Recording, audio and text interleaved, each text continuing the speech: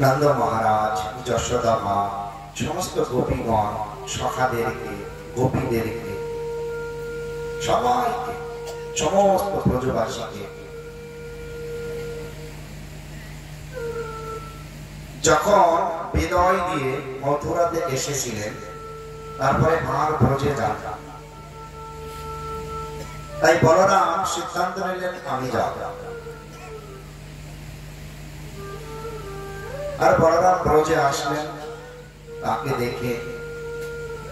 বাৎসল্য রসে নন্দ মহারাজ যশোদা সবাই আলিঙ্গন করে আশীর্বাদ প্রদান করলেন আর তার আগমনের বার্তা শ্রবণ করে সমস্ত ব্রজবাসীগণ একত্র হয়ে গেছে না তাও ভাইয়া এসেছে রাম এসেছে চলো এবার আমরা কোনো না কোনো সন্দেশ পাব আর সেখানে সমস্ত গোপীগণ সমস্ত বাৎসল্য রসের গোপীগণ এসেছে তাদের কথোপকথনের কুশল বার্তা জিজ্ঞাসার পরে গোপীগণ জিজ্ঞাসা করছে হে বলরামজি হে বলরাম ওই গোপীদের প্রাণবল্লভ শ্রীকৃষ্ণ ভালো আছেন তো সেই যে তিনি গেলেন কোন খোঁজ খবর নিলেন না তিনি ভালো আছেন তো ওনার কি কখনো ভাই বন্ধু মাতা পিতা ব্রজবাসীদের কথা মনে পড়ে কি এতটাই গোপীরা কৃষ্ণ বিরহে বিরহিত যে একটি প্রশ্ন শেষ হতে না হতেই অন্য একটি প্রশ্ন তার বিলাপ হচ্ছে এটাকে বিলাপ বা প্রলাপ ভিতরে গভীর প্রেমের অন্তরালে উপরে ক্ষোভ প্রকাশ জিজ্ঞাসা করছে ওনার কি ভাই বন্ধু ব্রজবাসীদের কথা মাতা পিতার কথা মনে পড়ে কি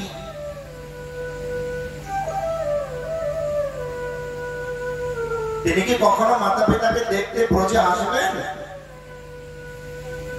প্রথম প্রশ্ন শেষ না হতে দ্বিতীয় প্রশ্ন শেষ না হতে তৃতীয় প্রশ্ন উনি কি আসবেন আবার বলছে দেখো এই যে জাগতিক ভাবে মাতা পিতা পতি পত্নী আত্মীয় স্বজনের সম্বন্ধ ছেড়ে দেওয়া বড় কষ্ট তাদের বন্ধন থেকে মুক্ত হওয়া বড় কষ্টকর ব্যাপার যতই সাধুগণ শাস্ত্র বলুক ছাড়াটা এত সহজ না একজন গোপী বলতে ছাড়াটা এত সহজ না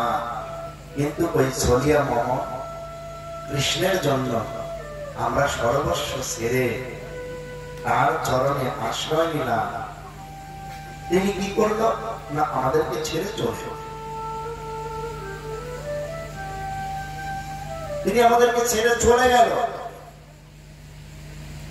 তিনি কি আমাদের সেবার কথা মনে করেনি কি আমরা যে তাকে যে প্রকারে সেবা করতাম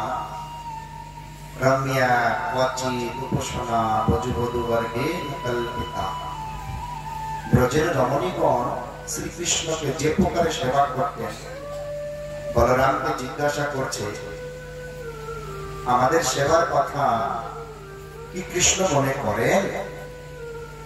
বলরাম বলরাম কি বলবে এই যে আক্ষেপে এত প্রশ্ন কোনটা ছেড়ে কোনটার উত্তর দেবে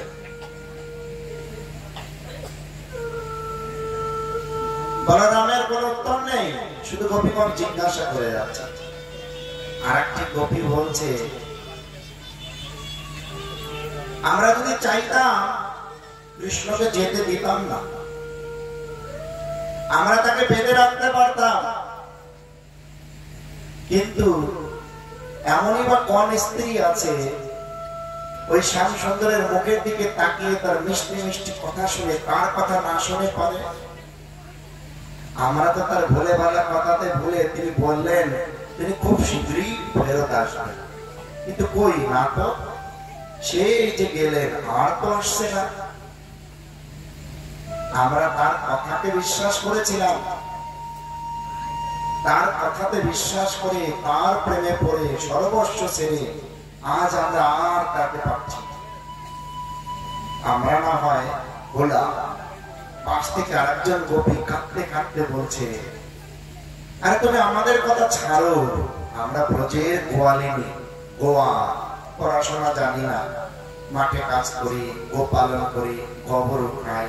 গোদহন করি, আমরা গ্রামে থাকি, আমরা কি বুঝি? আমাদেরকে হয়তোবা তিনি মিষ্টি মিষ্টি কথাতে ভুলিয়ে গেছেন, কিন্তু আমার প্রশ্ন হচ্ছে তিনি তো এখন নগরে বাস করে, সেখানে শুনেছি অনেক বিবাহ করেছে, তাহলে এই নগর কন্যাদেরকে তিনি কি করে ভোলালেন? সেখানেও বুঝি মিষ্টি মিষ্টি কথা বলে ভুলিয়ে ফেলেছেন। ঠিক আছে, অন্য একজন কবি বলছে তোমাদের কি কোনো কাজ নেই? বাদ দাও না কৃষ্ণের কথা, তিনি যদি আমাদেরকে ভুলে থাকতে পারে, সুখে থাকে, তাহলে আমরা কেন পারবো না? ভগবানের সঙ্গে এই গোপী ভাব, কান্তা ভাব সর্বশ্রেষ্ঠ ভাব। সেই ভাবে এক এক গোপী আক্ষেপে এক এক প্রকারের কৃষ্ণের প্রতি উক্তি করছে, আর বলরাম বলছে বাবা এর উত্তর দেবার ক্ষমতা আমার নেই। দেখবেন মাঝে মাঝে ভক্তরা এসে হৃদয়ের আটটি থেকে শাসন করেই বলে, যেমন আজ কৃপা প্রভু এসে বলছে যাবেন না কেন আমাদের বাড়ি, কেন যাবেন না? মনে হচ্ছে এখনই তুলে নিয়ে চলে। কে বলছে যাবে? অবশ্যই যাবে, বলছে জোরে জোরে, শুনলে ভয় পাবে, কিন্তু ভাবটা অত্যন্ত কোমল। এই ব্রজে বলরাম আসলেন, কিন্তু গোপীদের এই ভাবের কাছে তিনি কিছু বলতে পারছেন না। তাই গোপীদের একটাই সর্বদা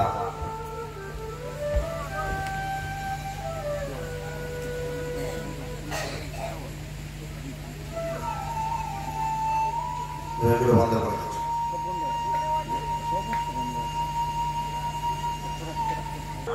প্রকাশ করে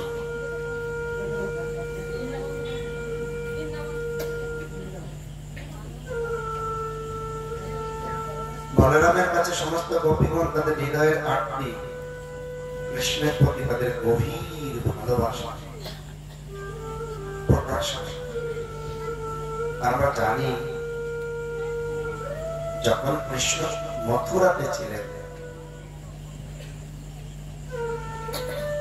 তিনি গোপীদের ভাবের পরাকাষ্ঠা রূপ প্রকাশ করার জন্য